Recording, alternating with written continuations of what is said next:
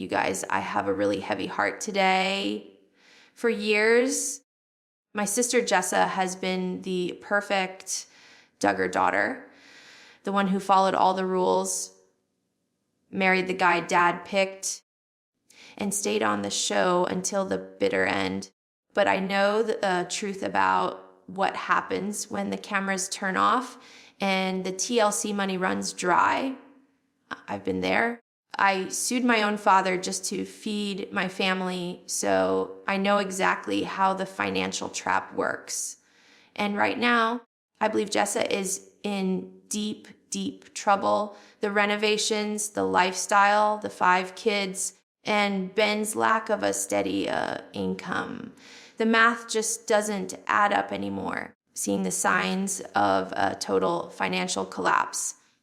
The desperate sponsorships, the stalled house projects, and the panic in her eyes. In this video, I'm going to peel back the filter and explain exactly why Jessa and Ben are on the verge of losing everything and why crawling back to my dad for a handout might be her only devastating option. This isn't gossip. This is the reality of survival after the show. Welcome back, everyone. Today, I need to talk about something that has been weighing heavily on my heart. It is something that I see happening right in front of my eyes, but it feels like the rest of the world is only seeing the filtered version.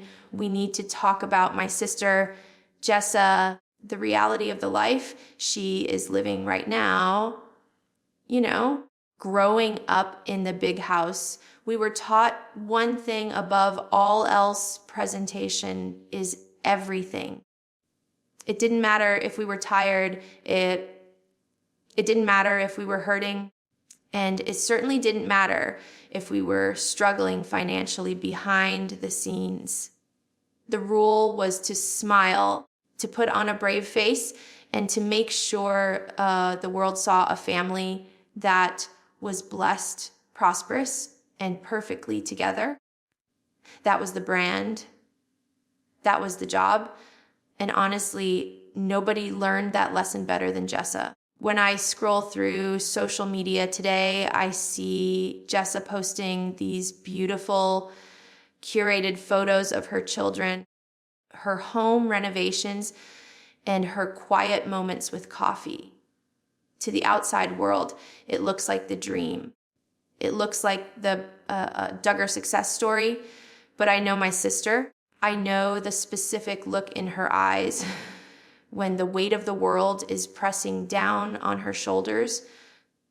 And lately, and what happened, I look at her posts, I don't see peace. I see panic masked as perfection. I see a woman who is hustling every single minute of the day to keep a sinking ship afloat, all while pretending she is just enjoying a slow, simple life. We have to talk about the facade of perfection because it is the most expensive thing a person can maintain. I remember when Derek and I first left the show and started realizing just how cut off we were from the financial security we thought we had. It was terrifying, but we made a choice to step back, to stop performing, and to deal with our reality. Jessa hasn't made that choice yet. She is still in the game. She is still trying to maintain the image of the successful influencer mom, but the math just isn't adding up anymore. Think about it. Jessa and Ben have 5 children now. 5. That is a huge responsibility. And unlike when we were kids, they don't have a massive television network footing the bill for grocery hauls or vacations. They are doing this on their own, or at least they are trying to appear like they are. I look at the content she is putting out and I notice the subtle shifts. Have you noticed how the YouTube videos have slowed down? Have you noticed that the home renovation updates have stalled or become much more do-it-yourself than before. That isn't just a style choice. That is a budget reality. I know what it costs to feed a family. I know what it costs to pay for healthcare when you don't have a standard employer provided insurance plan, which is something we struggle with coming from the IBLP background, where insurance was often seen as a lack of faith. I look at Ben and I love him. He is my brother-in-law, but we have to be honest about the career situation. He is a pastor, yes, but in small local congregations, that is not a 6-figure salary.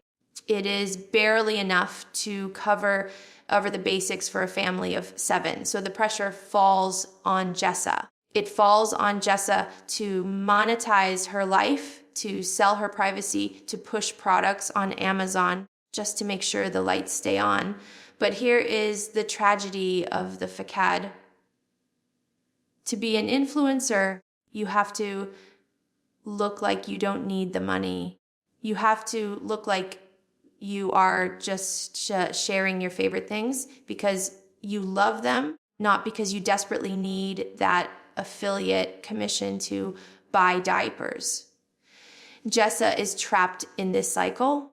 She has to project an image of effortless wealth, the beige aesthetic, the cute outfits, the organized pantry, but maintaining that aesthetic costs money she might not have. It is a vicious cycle.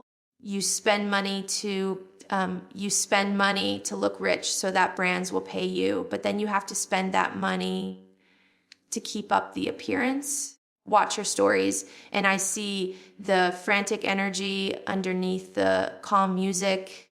I see the sheer number of links she is posting. When an influencer starts linking everything from their toothpaste to their rug, that is a sign. It is a sign that the passive income isn't enough anymore. It is a sign that the savings are drying up. I remember when I was still under my dad's control, money was always used as a tool. If you were good, if you followed the script, you were taken care of. You got the house, you got the car, and you got the groceries. But Jessa is in this weird middle ground. She is still in the family, but the show is gone. The big paycheck is gone. And I truly wonder if she is realizing that the loyalty she gave to a brand for all those years didn't come with a pension plan. This facade also protects Ben. In our culture, the man is supposed to be the provider. That is the golden rule. But in Jessa's house, we all know the reality. Jessa is the one with the followers. Jessa is the one with the earning potential. But she can't let the world see that she is the breadwinner, because that would undermine Ben's authority as the head of the household. So she has to work twice as hard. She has to earn the money, but she has to do it in a way that looks like Abby income or mommy blogging, so it doesn't bruise his ego or break the IBLP rules. That is an exhausting way to live, carrying the financial weight of 7 people, but having to pretend you are just a helper. I think back to the house they moved into, the church house. It was framed as this exciting renovation project. But was it, or was it a necessity? Moving from a small starter home to a fixer-upper with 5 kids is not a glamour move. It's a survival move. I see the unfinished corners in her videos. I see the projects that sit for months. That tells me they are waiting for cash flow. They are waiting for the next check to clear before they can buy the next batch of lumber or paint. That is a stressful way to build a home. And why do I call it a facade? because if Jessa were to come out and say, guys, we are struggling, the inflation is killing us, the show is over, and we don't know how we are going to pay for braces for the kids, she would lose her status. The Duggar brand is built on the idea that God blesses the righteous with prosperity. If she admits she is broke, in her mind, it's like admitting a spiritual failure. It's admitting that the system doesn't work. So she doubles down. She filters the photos more. She posts more happy birthday tributes. She acts like everything is perfect. But I know the feeling of the walls closing in. I know what it's like to realize, aren't parents, you aren't going to save you unless you sign your soul away. Again, I look at Jessa and I see myself 5 years ago standing on the edge of a cliff, realizing that this safety net I thought I had was actually a trap. Jessa is smart. She is incredibly sharp. She knows the numbers. And I believe that behind that perfect stoic smile she wears in every selfie, she is doing mental math every single hour of the day. How much for gas? How much for the electric bill? How much did we make from that YouTube video last month? The silence is the loudest part. When Jessa goes quiet on social media for weeks, people think she is just taking a break. I don't think so. I think those are the moments when the facade cracks. Those are the moments when the reality of raising 5 kids on a dwindling income hits so hard that she can't even muster the energy to fake it for the camera. We need to stop looking at her follower count and start looking at the reality of her situation. She is a mother trying to survive the collapse of an empire, and right now she is doing it by painting a pretty picture over a crumbling wall. And trust me, paint is cheap, but fixing the foundation, that costs everything. I want to tape a deep dive into something that I think is the biggest misunderstanding about my family, and specifically about my sister Jessa. It is the number one question I get asked, and it is the number one assumption people make when they look at our lives. People assume that because as we were on television for over a decade, because we were the faces of one of the highest rated reality shows in history, that we are all independently wealthy. There is this idea out there that Jessa is sitting on a mountain of cash, that she has millions of dollars tucked away in a bank account, and that any financial stress she might appear to have is just not real. People think, oh, they are set for life. They don't have to worry about grocery bills or mortgages like normal people. But I am here to tell you the truth, the brutal, honest truth that I learned the hard way, and that I know Jessa is living through right now. The reality of the TLC paycheck is a ghost story. It is a story of phantom wealth. It is a story of money that was generated by our faces, by our weddings, by our births, and by our trauma, but money that never actually touched our hands. You have to understand how the business structure of our family worked. When we were younger and 19 kids and counting was at its peak, we weren't employees. We weren't treated like child actors who have Coogan accounts or protections in place. We were treated as volunteers for a family ministry. My father, Jim Bob, controlled everything. He created a single corporate entity. Let's call it the family pot. Every single check from the network, every royalty payment, every bonus for a high-rated special. It all went to him. It went into an account that only he had access to. Growing up, we were told that this money was for all of us. We were told it was being saved for our futures, for our inheritances, and to take care of the family needs. We believed him. Why wouldn't we? He was our father. He was our leader. So Jessa grew up with this mindset that she didn't need to worry about her own personal savings because the family had money. She operated under the assumption that if she needed a house, dad would buy it. If she needed a car, dad would provide it. And for a long time, that was true, but it wasn't ownership. It was borrowing. Now, let's fast forward to the spin-off Counting On. This is where it gets really heartbreaking for Jessa.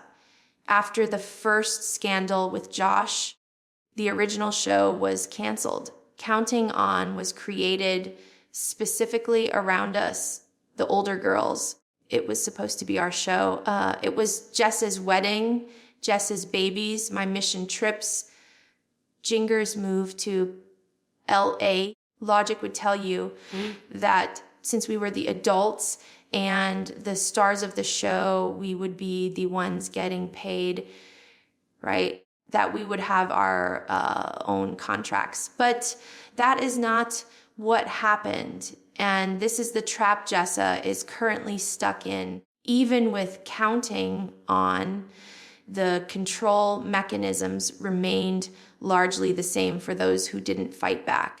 I had to get a lawyer. I had to fight a legal battle just to recover the bare minimum of what I was owed for the years of my life I gave to that camera crew. I had to risk being completely cut off from my family just to get paid for my own labor. Jessa didn't do that. Jessa chose loyalty. She chose to stay in the good graces of my father. She chose to believe that if she just kept sweet, if she just kept filming, and if she didn't rock the boat, she would be taken care of. She didn't sue for her share. She didn't demand a separate contract that cut Jim Bob out of the loop. She trusted the system. And for a few years, it looked like it was working. She got the house, which she didn't technically own, free and clear in the beginning. She got the lifestyle. She got the fame. But then the unthinkable happened. The show was canceled again. And this time, here is the cold, hard reality of reality TV that nobody talks about. There are no residuals. This isn't like Friends or Seinfeld. When Jennifer Aniston sleeps, she makes money from reruns. When Jessa Seewald sleeps, she makes $0 from the reruns of Counting On. The moment the network decided to pull the plug, the income stream hit a brick wall. It went from 100 to 0 overnight. There was no severance package. There was no pension plan. There was no thank you for your service bonus. So where does that leave Jessa? She is a mother of 5 children living in a world that thinks she is a millionaire, but in reality, she has been cut off from her primary source of income. She spent over 10 years of her life, her most formative years, her entire young adulthood, working for a company, us, our family, that didn't pay her a fair wage and didn't set her up for the future. She gave her privacy, her dignity, and her most intimate moments to the world. And in exchange, she got what? A renovated house that she might not be able to afford the taxes on. And the worst part is the psychological trap, because she didn't fight for her own money back then. She doesn't have a nest egg now. I was able to walk away because Derek and I fought for a settlement. It wasn't huge, but it was enough to give us a fresh start. Jessa doesn't have that walk away money. Her wealth was always tied to her proximity to Jim Bob. If she needs money now, she has to go to him. She has to ask. And asking means submitting. I look at Jessa and I see someone who is suffering from what I call financial whiplash. She was living a lifestyle funded by a high budget production. The crew paid for the meals when we were filming. The network paid for the travel. The perks made life feel luxurious. But now the crew is gone. The credit cards are gone, and she is left with the same expenses. Actually, higher expenses because she has more kids, but she has to pay for it with a preacher's salary and YouTube views. It keeps me up at night thinking about it. She is the one who stayed. She is the one who defended the family. She is the one who did everything right according to the IBLP rulebook. And yet, she is the one who is arguably in the most precarious financial position. It just goes to show you that in the Duggar empire, loyalty doesn't pay the bills. Control does. And right now, Jessa is realizing that the TLC paycheck she thought was her birthright was actually just a loan, and the interest rate is her freedom. What cannot talk about Jessa's financial situation without talking about the other half of the equation, her husband, Ben Seewald. And I want to be very careful here because I love Ben. He is my brother-in-law. He is the father of my nieces and nephews, and I genuinely believe he is a man of strong faith and good character. But we have to have a hard, honest conversation about the economics of their marriage and the immense pressure that the IBLP culture places on young men, pressure that sets them up for failure before they even have a chance to start. To understand their crisis, you have to look at Ben's career trajectory.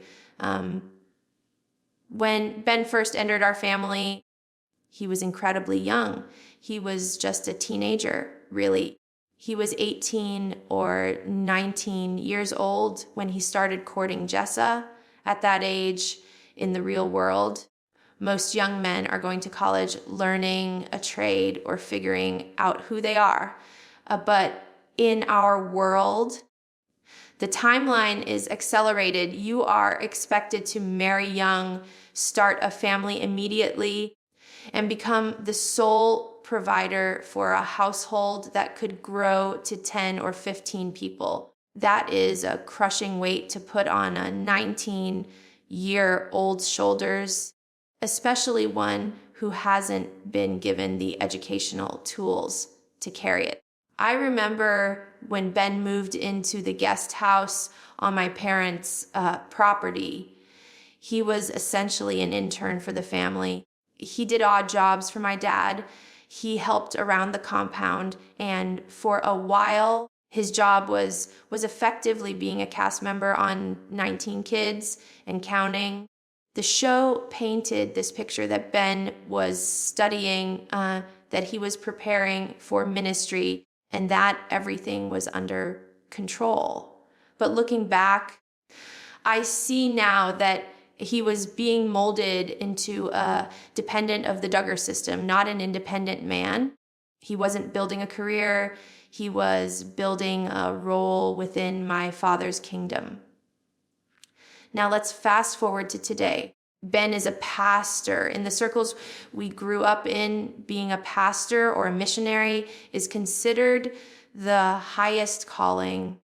It is the most respected job you can have, but respect doesn't pay the mortgage. We have to look at the financial reality of his position. Ben is not a celebrity pastor at a mega church with a book deal and a private jet. He is serving a local, small congregation in Arkansas. These are wonderful, faithful communities, but they are not wealthy. A pastor's salary in a small rural church is often very modest, sometimes part-time, sometimes barely hovering above the poverty line for a family of that size. I look at the math and it scares me for them. They have 7 mouths to feed. In today's economy, with inflation hitting grocery bills, gas prices, and utilities, a single income from a small church ministry simply is not enough. It is mathematically impossible to maintain a middle-class lifestyle, renovate a house, and raise 5 children on that kind of salary alone. This is where the provider trap kicks in our upbringing. We were taught that the man is the head of the household and the provider. The woman is the keeper at home. That is the rule. That is the identity. For Ben, admitting that his salary isn't enough to cover the bills would be seen as a spiritual failure. It would strike at the very core of his masculinity as defined by the IBLP. So what happens? Jessa has to step in, but she has to do it quietly. She has to monetize her social media. She has to hustle for sponsorships. She has to edit YouTube videos until 200 a.m., all while pretending that Ben is the one taking care of everything. This dynamic creates a massive amount of hidden tension. I can only imagine the stress Ben feels when he comes home and realizes that his paycheck barely covers the groceries and that his wife has to sell products on the internet to make up the difference. It creates a power imbalance that they aren't allowed to acknowledge. In a healthy partnership, you say, hey, we're in this together. Let's both work. But in their world, they have to maintain the illusion that he is the sole provider, even when the bank account says otherwise. And then there are the rumors about the used car lot. There has been talk for years and evidence that Ben has had to pick up shifts working at my father's used car lots. To me, this is the most telling sign of their struggle. If Ben were thriving in his ministry career, or if he had a solid trade, he wouldn't need to be selling cars for his father in law. Returning to Jim Bob's employment is a sign of regression. It means that after nearly a decade of marriage, they haven't been able to cut the financial cord. It puts Ben right back under my father's thumb. When you work for Jim Bob, you play by Jim Bob's rules. You can't set boundaries with a boss who is also the grandfather controlling your inheritance. I compare Ben's situation to my husband, Derek. Derek faced similar pressures, but he had something Ben didn't take, an education outside the system. Derek went to college. He became an accountant, then went to law school. He has a license to practice a profession that is regulated by the state, not by Jim Bob Duggar. That degree is his shield. It is his ticket to freedom if we need money. Derek works as a lawyer, exposed. He doesn't have to ask my dad for a shift at the car lot.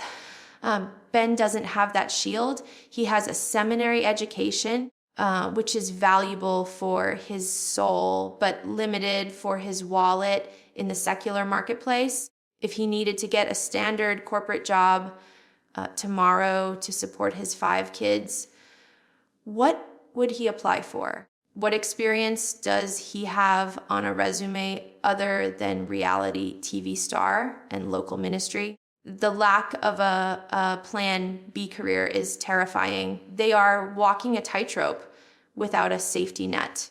I also think about the comparison game. It must be hard for Ben to look at Jeremy Vuolo, Jinger's husband. Jeremy is also a pastor, but he is living in Los Angeles, wearing expensive sneakers, dining at nice restaurants, and living a very different life. While I know social media is a highlight reel, the disparity is clear. Ben followed the rules even more strictly than Jeremy did.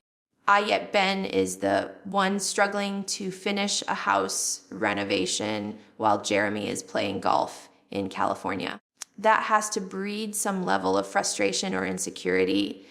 And ultimately, who suffers? The family unit.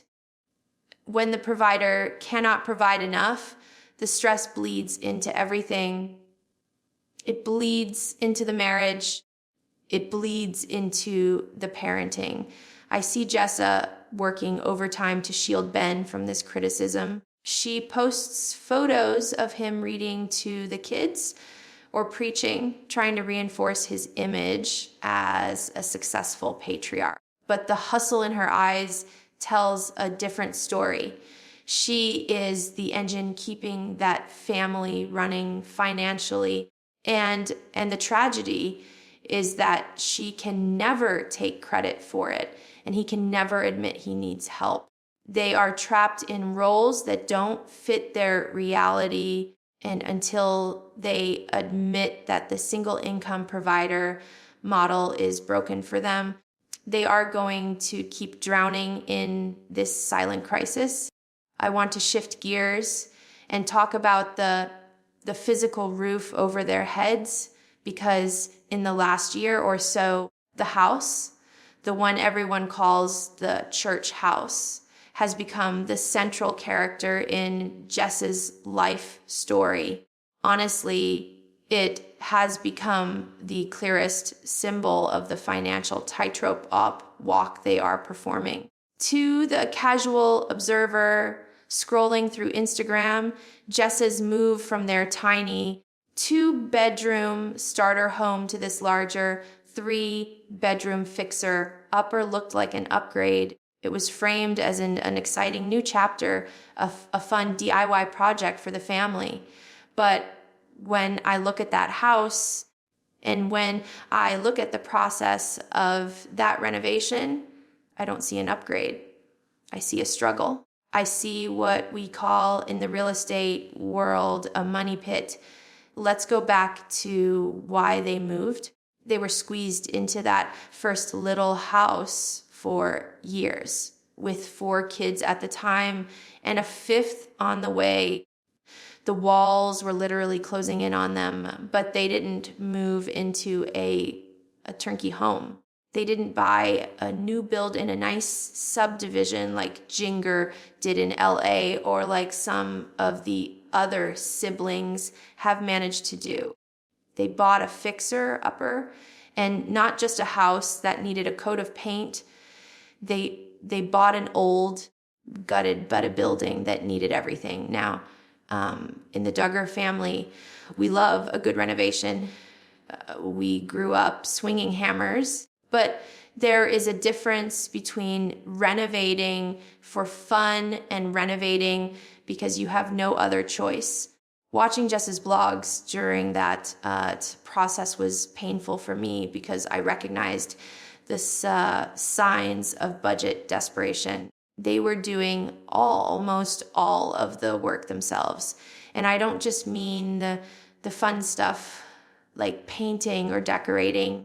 I mean the hard, heavy structural labor. I saw Ben and Jessa scraping floors, tearing down walls, and installing cabinets late into the night. Why were they doing that? Some fans think, oh, they just love being hands-on. No. You do that kind of labor yourself when you cannot afford to hire a general contractor. You do it when the budget for labor is 0. Every hour Ben spent sanding a floor was an hour he wasn't paid for, but it was an hour they saved from paying a professional. It was a trade off sweat equity in exchange for cash preservation. But the cost of that trade off is quality and speed. We have to talk about the reality of living in a money pit. When you buy an older home like that, the purchase price is just the entry fee. The real costs are hidden in the walls.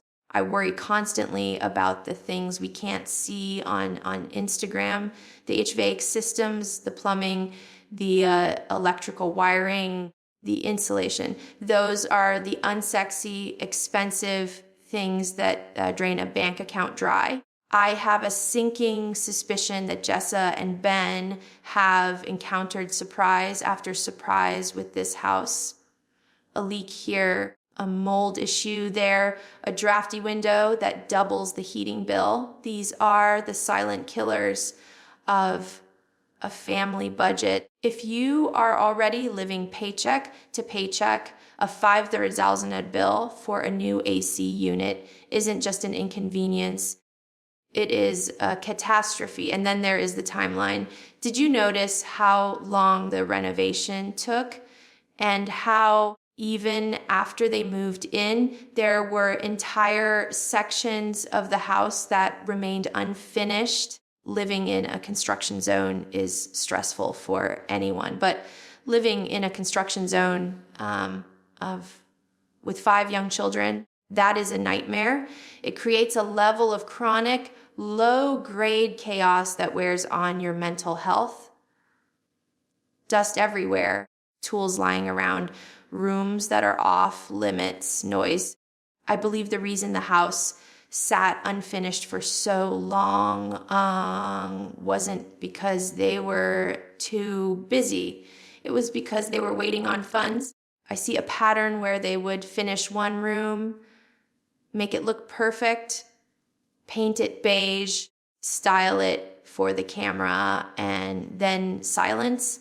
That tells me they had enough cash to finish the living room, but they had to wait another 2 months for a sponsorship check to clear for they could afford the tile for the bathroom. That is pay as you go living.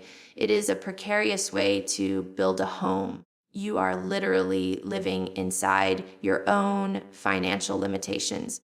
Every unfinished corner is a reminder of what you can't afford yet. There is also the question of asset value. Is this house actually an investment? They poured money into it, yes. But in the current real estate market, with interest rates where they are, did they increase the value enough to make a profit if they sold it today?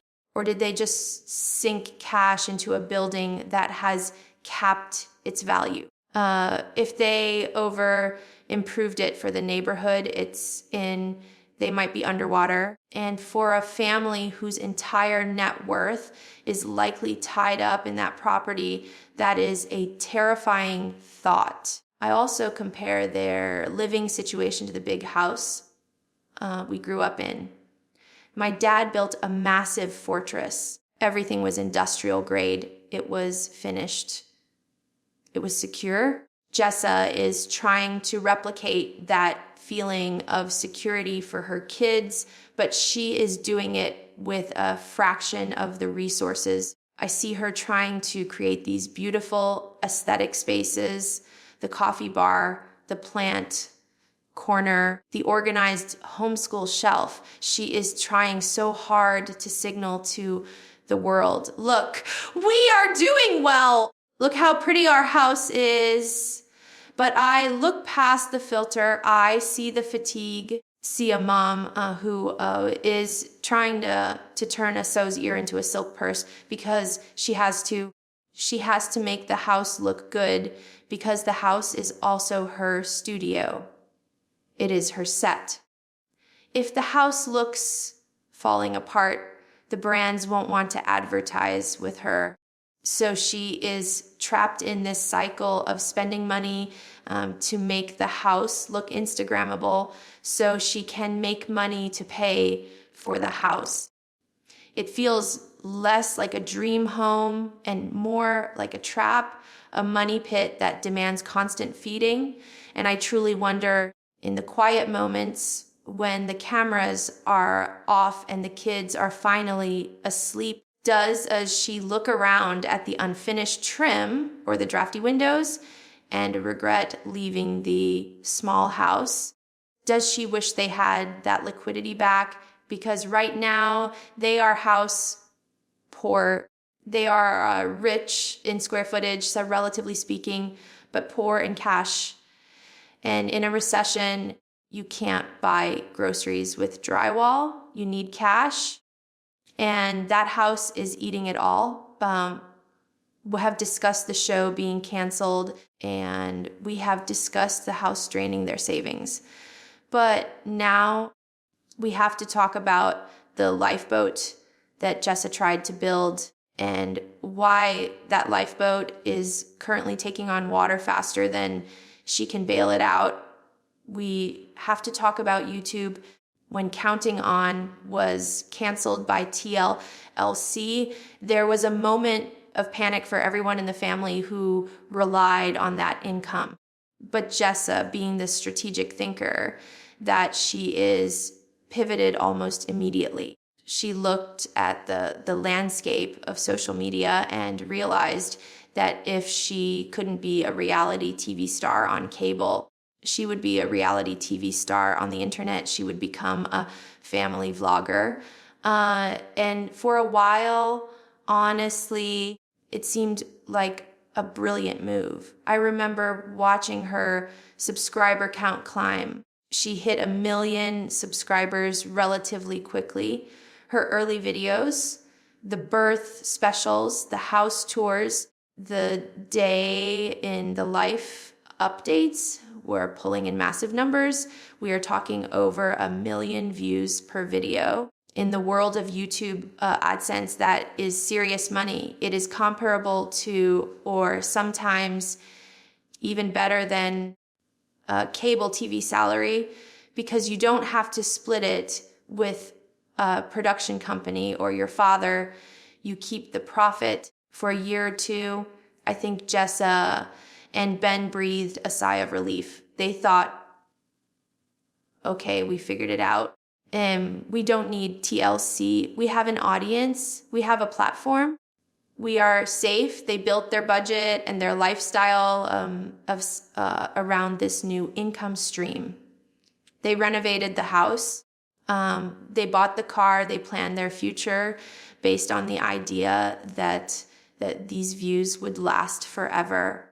But here is the harsh reality of the internet that nobody warns you about. The internet is fickle. The audience is not loyal in the same way a TV audience is. And the algorithm is a cruel, unpredictable boss. I have been tracking Jessa's channel analytics, not to judge her, but because I care and I worry. And the trend line is undeniable. It is a downward slope, a crash. The videos that used to effortlessly hit 1 million views are now struggling to scrape together 200,000, sometimes less. In the influencer economy, that isn't just a dip in popularity. That is a pay cut of 60 to 70%. Imagine going to your job and suddenly being told that your salary is being cut by 70%, but your workload is staying the same. That is what Jessa is facing right now. Why is this happening? I think there are a few reasons, and they are all converging at the worst possible time for the Seewald family. First, there is family vlog fatigue. 5 years ago, watching a family eat breakfast and go to the park was fascinating content. People loved the slice of life style. But the culture has shifted. People are becoming more aware of the ethics of filming children. Audiences are getting bored with the curated beige perfection. They want raw, real, unfiltered drama. or they want high production storytelling. Jessa is stuck in the middle. She can't give them the raw drama. She can't talk about the family feuds or the scandals because she is still loyal to Jim Bob. So she is stuck showing the mundane. And frankly, the mundane doesn't pay the bills anymore. Second, there is the inconsistency. To feed the YouTube beast, you have to be relentless. You have to upload on a schedule. You have to be consistent. But Jessa is a mother of 5 young children. She is homeschooling. She is renovating a house. She is exhausted.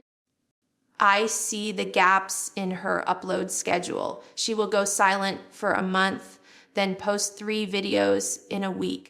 That inconsistency kills a channel. The algorithm punishes you for taking a break. It stops recommending your videos to new people. So every time she takes a break to care for her mental health or her family, she is literally losing money.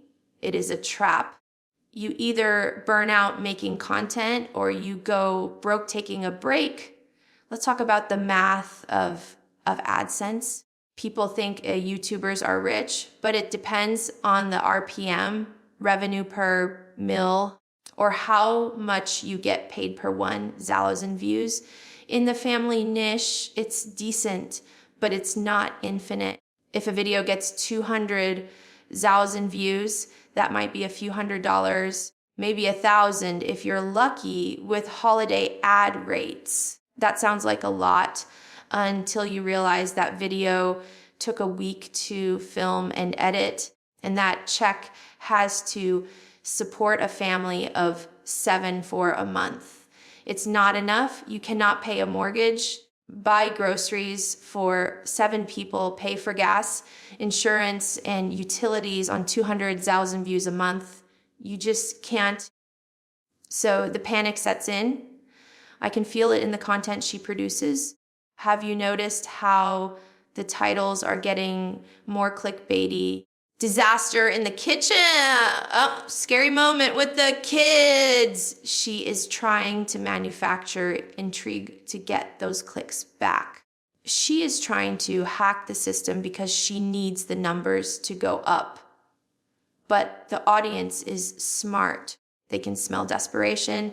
When viewers feel like they are being baited, they tune out even faster. And then there is the emotional toll.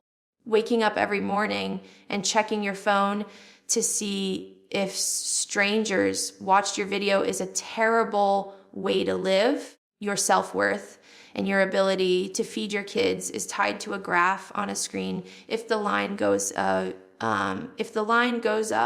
you can breathe. If the line goes down, you panic. I stepped away from that pressure because I realized it was toxic. Jessa's still in the thick of it. She is carrying the burden of being the rainmaker. If she doesn't pick up the camera, the family doesn't get paid. Ben can't do it. He doesn't have the charisma or the following. It is all on her. I also wonder if she is running out of things to show. There is only so much coffee making, plant watering, and homeschooling you can film before it becomes repetitive. Without the structure of a TV production crew creating storylines and organizing trips, their life is actually quite quiet. And quiet doesn't go viral. She is trapped in a box of her own making. She needs to film to live, but her life is too normal to film. This YouTube crash is the silent crisis. It's not a scandal like Josh's arrest. It's not a dramatic fight. It is a slow, agonizing bleed. It is the realization that the platform you built your house on is made of sand.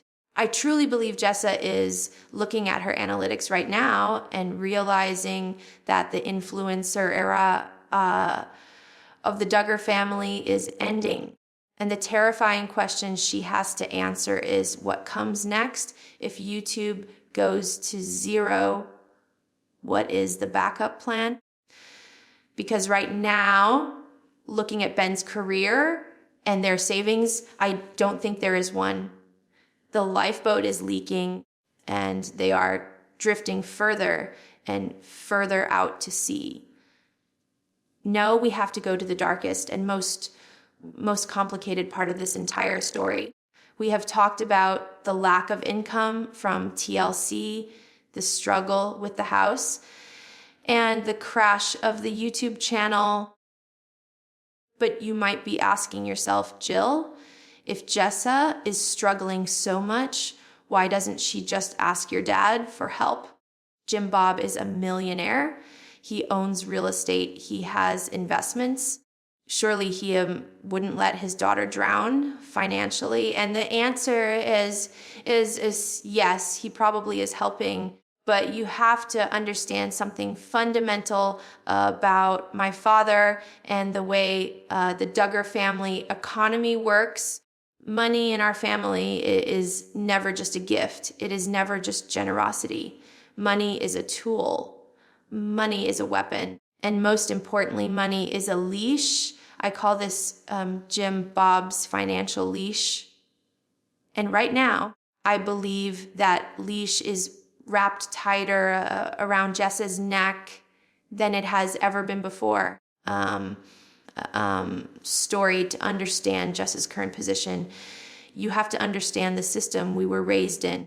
Dad didn't just raise children, he raised a workforce, and he structured his empire in a way that ensured we would always be dependent on him. Even as adults with children of our own. He loves to play the role of the benevolent patriarch.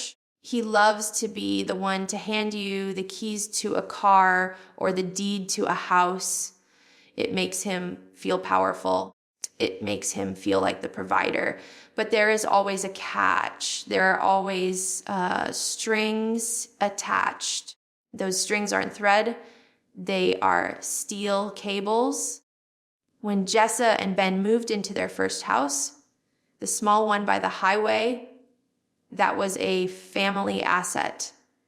When they needed cars, those were often sourced through the family car lot. When they needed help, they went to Dad. But the unspoken contract of receiving that help is absolute loyalty. If you take Jim Bob's money, you follow Jim Bob's rules. And what are the rules? The rules are silence. The rules are compliance. The rules are you do not speak out against the Institute and Basic Life Principles, IBLP. You do not criticize the way you were raised. You do not give interviews that haven't been approved by him. You do not write a tell-all book. You pretend that everything is perfect, and most painfully, you stand by the family narrative, even when it is toxic. I broke that contract. Derek and I made the decision to cut the financial cord. We sued to get the money we were owed so that we wouldn't have to ask him for a dime. And because we don't take his money, we don't have to follow his rules. I can wear what I want. I can send my kids to public school. I can tell the truth about Josh. I can write my book. That is the price of freedom. You have to pay your own bills. Jessa hasn't made that jump. And honestly, looking at her financial sheets right now, I don't think she can make that jump. If her YouTube income is tanking and Ben isn't making enough at the church, she has to take the money from Dad. She has to accept the grocery runs. She has to accept the help with the house repairs. She has to accept the cash envelopes. But imagine the psychological toll of that transaction. Jessa is a smart woman. She sees what happened with Josh. She sees the pain our family has gone through.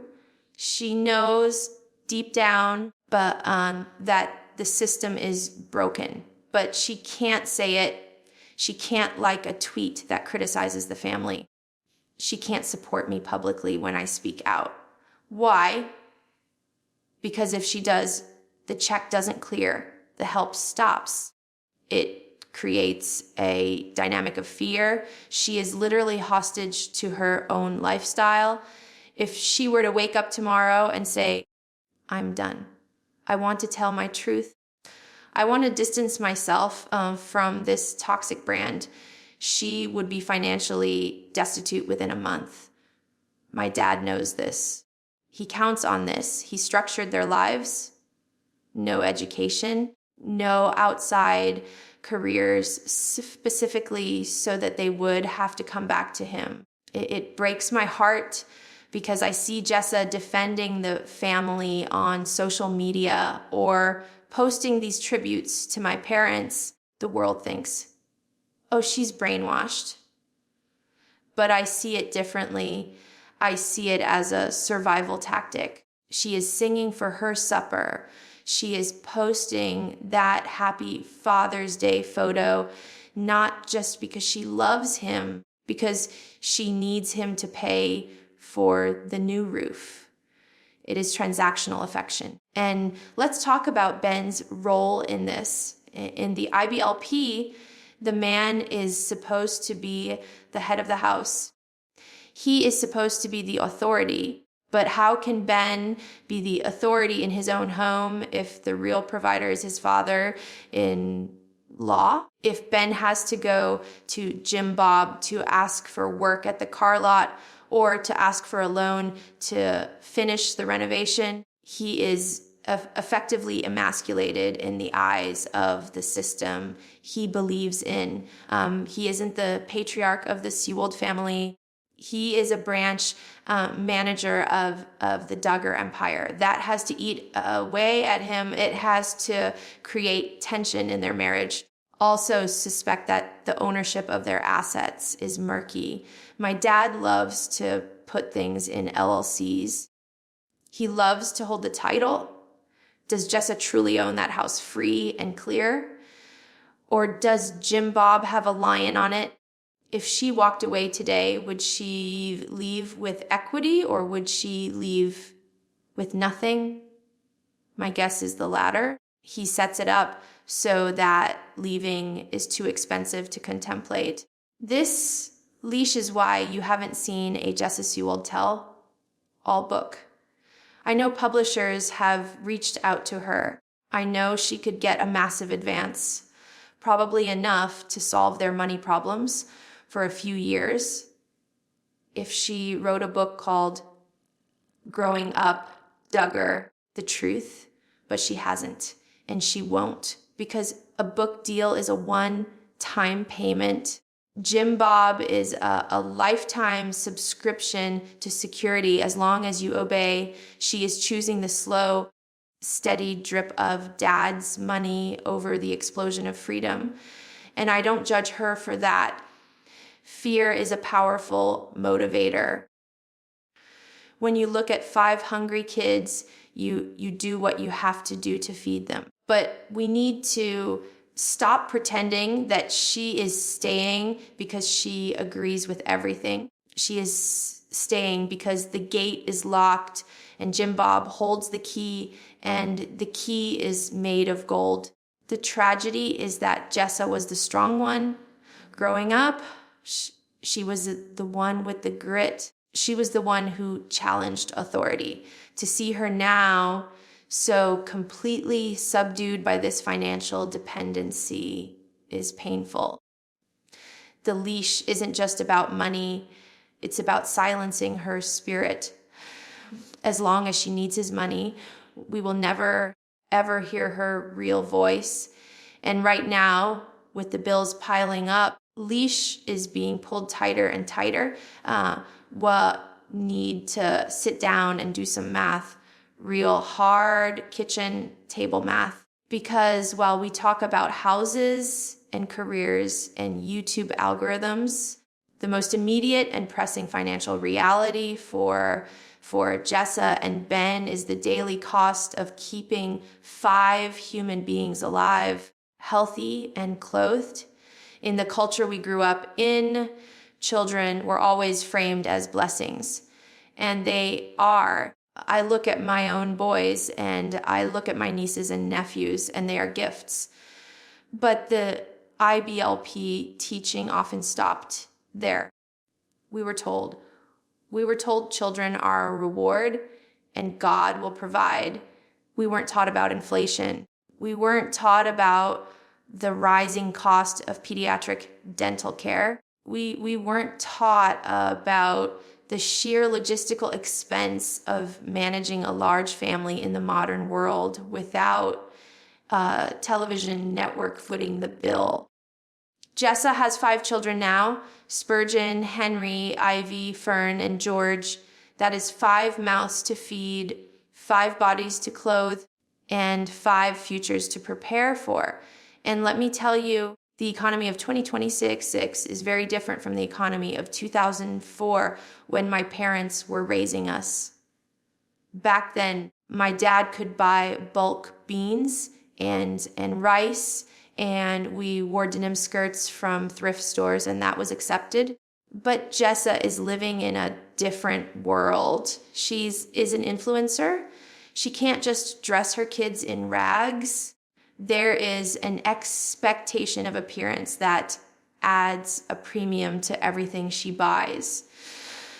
Let's start with the grocery bill. Have you been to the grocery store lately? I have, and I only have 3 boys.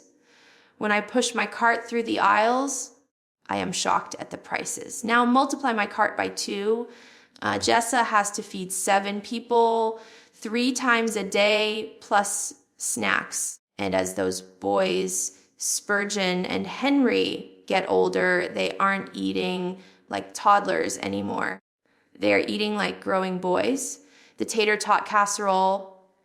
Days of our childhood were cheap, yes, but they weren't healthy. Jessa knows better now. She tries to feed them fresh fruit, vegetables, protein. Do you know how much it costs to put fresh berries on the table for 5 kids? It's a fortune. It's a luxury item. I see her trying to garden, trying to grow her own food. And while that is admirable and trad, wife aesthetic, it is also a sign of necessity. You garden because a bag of spinach at the store is $5. You bake your own bread, not just because it tastes better, but because buying 7 loaves of sourdough a week adds up. The mental load of having to cook from scratch for 7 people every single day just to keep the budget down is exhausting. It is a full-time job in itself. And then there are the hidden costs of childhood: diapers, wipes. Jessa has been buying diapers for nearly a decade straight. That is thousands and thousands of dollars literally thrown in the trash. Then there are shoes. Kids grow out of shoes every few months. In a family of 5, someone always needs new sneakers. Someone always needs a winter coat. Someone always needs a swimsuit. In the big house, we had a massive system of hand-me-downs. We had a warehouse of clothes. Jessa has some of that, sure, but she doesn't have the scale of the big house. She has to buy things. And again, because she posts her life online, the kids have to look presentable. She can't send them out in stained, ill-fitting clothes because the commenters will tear her apart. So there is this influencer tax on her parenting. She has to spend money to make the kids look Instagram ready, even when the bank account is hurting. Let's talk about medical costs again, but specifically regarding development.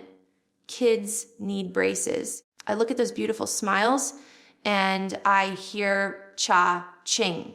Orthodontics for one child is expensive. Orthodontics for 3, 4, or 5 children, that is the price of a luxury car. Do they have a dental fund? Do they have vision insurance? If Henry needs glasses, or if Ivy needs speech therapy, or if the baby needs special formula, these are not things you can pray away. These are line items on a credit card statement. And looking into the future, the costs only get scarier. In our world, parents are often expected to help launch their children. We don't believe in student loans, usually, but we also don't prioritize college. However, even if they don't go to college, they need cars. In Arkansas, you can't get around without a car. Is Ben going to buy 5 cars for 5 teenagers in the next 10 years? Where is that money coming from? And weddings. In the Duggar tradition, the parents of the bride pay for the wedding. Jessa has 2 daughters so far, Ivy and Fern. If the tradition holds, Jessa and Ben are on the hook for 2 massive weddings. And let's be honest, a Duggar wedding is not a small affair. Even if they do it cheaply, feeding 500 guests costs money. Are they saving for that now? I doubt it. And what happened in my likely exposed, they are likely just trying to pay for this week's groceries. I also worry about the quality of life cost. When you have that many kids and money is tight, the world gets very small. You can't take vacations. You can't go to Disney World. You can't even really go out to dinner as a family because a meal for 7 at a decent restaurant is easily $150 or $200. So you stay home. You stay in the backyard. You isolate, and isolation breeds that same dependency on the family compound. Hey, let's just go to the big house for dinner. It's free. Let's just play on dad's property. It's free. It creates a cycle where the lack of money forces them to remain children themselves, reliant on the grandfather to provide the fun, the food, and the space. Jessa is a good mother. I see how much she loves them. But I also know the stress of the insufficient funds notification. I know the panic of wondering if the debit card will go through at the checkout line with 5 kids watching you. I truly believe that right now, Jessa is looking at her beautiful growing family and feeling deep in the stomach fear. She followed the command to be fruitful and multiply, but nobody gave her the manual on how to afford the fruit in a recession.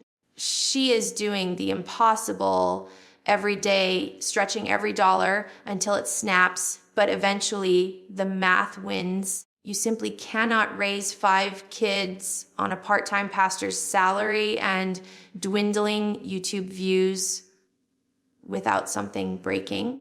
And I fear that something is going to be her independence. I want to talk about something that might seem trivial to some people, but to those of us in the industry, it is a flashing red light. We need to talk about Jess's Instagram ads. We need to talk about the sponsorships, because in the world of social media, who you partner with tells the story of your financial health better than any bank statement could. When the show was still on and the Duggar name still had some shine to it, the sponsorships were different. Do you remember? We were working with major brands. We were working with companies that you see in Target, companies that you see on TV commercials. There was a level of prestige. But I have watched the evolution of Jessa's feed over the last 18 months, and it tells a story of desperation. It is what I call the scramble for cash. Have you noticed the shift? It isn't big, reputable baby brands anymore. It isn't the high-end home decor companies. Instead, it is a parade of random, obscure products. It's the weird apps that pay you to play games. It's the drop shipping gadgets from overseas that break in a week. It's the questionable health supplements that no doctor would recommend. Why is she promoting these things? It isn't because she loves them. It isn't because she uses them. It is because they are the only ones willing to pay. When you are desperate for cash flow, you stop being picky. You stop vetting the companies. You say eyes to anyone who waves a check in your face. I see the fatigue in her eyes when she films these ad spots. You know the ones where she is sitting in her car or hiding in her pantry, holding up a bottle of vitamins and reciting a script that sounds completely robotic. Hey guys, I've been loving this. No, you haven't. We know you haven't, but she has to say it because that 60-second clip is going to pay the electric bill this month. There is a term for this in the influencer world, brand erosion. Every time Jessa promotes a low quality product just for the money, she loses a little bit of trust with her audience. Her followers aren't stupid. They know when they are being sold junk. And when an influencer becomes nothing more than a billboard for cheap products, the engagement drops, the fans stop clicking, and then the sponsorships get even worse because the engagement is down. It is a death spiral. But the saddest part is the Christian grift aspect of it. We see a lot of these Christian healthcare ministries or biblical financial apps being pushed. These are companies that prey on the exact demographic Jessa is part of. They use fear and faith to sell products. And seeing my sister having to participate in that ecosystem, having to monetize her faith just to survive, is painful. She is selling her credibility piece by piece. And let's look at the frequency. It used to be maybe 1 ad a week. Now, it feels like every other story is a link. Swipe up, use code JSA. That frequency screams cash flow issues. It tells me that there is no reserve in the bank. If there were savings, she would turn down the embarrassing ads. She would protect her brand, but she can't afford to say no. She has to take the 500 deal and the 200 deal because when you add them up, that buys the groceries. It must be humiliating on some level. Jessa was the queen bee. She was the star. And now she is hawking teeth whitening kits on Instagram stories like a contestant from a dating show who got eliminated in the first week. It is a steep fall from grace. And I don't say that to mock her. I say that to highlight just how hard the financial reality has hit. She is trading her reputation for survival, one swipe up link at a time. This segment is personal for me because it is something I had to learn the hard way after I left the big house.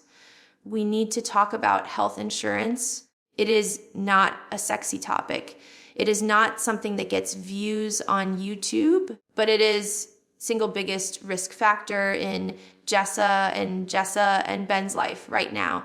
Growing up in the IBLP, we were taught that traditional health insurance was almost a lack of faith. The idea was that you trust God with your health, and if something happens, the body of Christ will take care of it. We used what are called medical sharing ministries. These aren't insurance companies. They are voluntary co-ops where Christians send money to each other to pay bills. Now, that might sound nice in theory, but in practice, it is a nightmare. There are no guarantees. They can deny coverage for prior existing conditions. They can refuse to pay for things that aren't considered biblical. And there are caps on how much they will cover. Derek and I realized how dangerous this was when we started having our own medical complications. When Sam was born, and we had the NICU bills, if we hadn't had proper coverage, we would have been ruined. Now look at Jessa. She has 5 children. 5, statistically speaking, in a family of 7, someone is going to get sick. And what happened is being exposed. Someone is going to break a bone. Someone is going to need an appendectomy. Someone is going to need braces. Someone might have a chronic issue that requires expensive medication. Does Ben have corporate health insurance? No. Pastors of small, independent churches rarely get comprehensive health packages like you would at a corporate job. They are often on their own. Is Jessa buying a private plan on the marketplace? Have you seen the premiums for a family of 7 on the open market? It is thousands of dollars a month. Mortgage level money, I strongly suspect they are still using those sharing ministries, or worse, they are self-pay, living without a safety net. It is a ticking time bomb, one major accident, God forbid, a car crash, complicated pregnancy, a long-term illness, and they are bankrupt. In America, medical debt is the #1 cause of bankruptcy. Jessa is walking a tightrope over a canyon of medical debt without a harness. And think about the stress of that. Every time one of the kids gets a fever or a cough that sounds bad, the panic isn't just, is my child okay? The panic is, how much is this going to cost? You hesitate to go to the ER because of the copay. You skip the check-up because it's out of pocket. That is a terrible way to parent. It forces you to make medical decisions based on your bank account balance. And remember the birth of her last few children. She has had complications. She has had hemorrhages. She has had hospital transfers. Those ambulance rides alone are thousands of dollars. Who paid for that? Did dad pay? Did they go into debt? Or are those bills sitting in a stack on the kitchen counter, adding interest, adding stress? I worry that Jessa is gambling with their financial future every single day simply by existing in the American healthcare system without a corporate job. It is one of those adulting realities that the IBLP never prepared us for. They told us to have as many kids as possible, but they never told us how to insure them. I hate comparing myself to my sisters because we were pitted against each other for our entire childhoods. But when we talk about financial freedom, the contrast between my life and Jess's life is the most important part of this story. It illustrates the 2 different paths you can take when you leave a high control group. People look at Jessa and see the Duggar ideal. She stayed. She married a man dad approved of. She lives down the street. She is still in the fold. For a long time, it looked like she was winning. She got the house first, as she got the spin-off attention, but look at where we are now. I am married to Derek. Derek is a lawyer. He went to law school, a real accredited law school. He works a job that has absolutely nothing to do with reality TV or my father. We know exactly how much money is coming in every month. That predictability is freedom. It means I don't have to sell my children's privacy to buy groceries. It means I can write a book and tell the truth because I don't need my dad's permission to pay my mortgage. Now look at Jessa. She has no predictability. She has no benefits. She is entirely dependent on the gig economy and the family dole. Jessa is arguably more famous than I am. She has more followers. She fits the beauty standard perfectly, but she is poorer in freedom. She is poor in autonomy. She can't make a move without calculating how it will affect the cash flow from dad or the fans. The contrast is the difference between independence and image. I chose independence and it was messy and hard at first. Jessa chose image and it was easy at first, but now the bill is coming due. She is trapped in a house that is essentially a stage set, performing a life she can barely afford. There is a persistent rumor circulating in Arkansas's real estate circles that Jessa and Ben are quietly preparing to sell the church house. Now, if this happens, they will spin it as an upgrade or a new calling. But I want you to read between the lines. If they sell that house, it is a liquidation event. Why would you sell a house you just spent 2 years agonizingly renovating? Why would you move 5 kids again after finally getting settled? You don't, unless you need the money. In the real estate world, that house is their piggy bank. It is likely the only significant asset they have. If they are drowning in debt, selling the house is the only way to unlock cash. It is called cashing out your equity. Yeah. If that for sale sign goes up, it is the white flag of surrender. It is the admission that the influencer lifestyle couldn't support the renovation dreams. I watch their videos for clues, the decluttering, the finishing of small projects. That looks like staging to me. And if they do sell, where do they go? With interest rates this high, they would likely be downsizing or, heaven forbid, moving back into a rental property owned by Jim Bob. Keep your eyes on Zillow, because if that listing goes live, it confirms the crisis. This crisis brings us back to the root cause of almost every struggle in my siblings' lives, the lack of education. This is the failure of the dining room table, school of the IBLP. We were not prepared for the real world. We were prepared for a world that doesn't exist anymore. Neither Ben nor Jessa has a marketable degree or trade skill outside of ministry and media. Ben has a seminary education, which is great for the soul, but limited for the wallet. Jessa has a GED. If they needed to get real jobs tomorrow to support 5 kids, what would they apply for? What is on their resume other than reality TV star? This lack of education is a cage.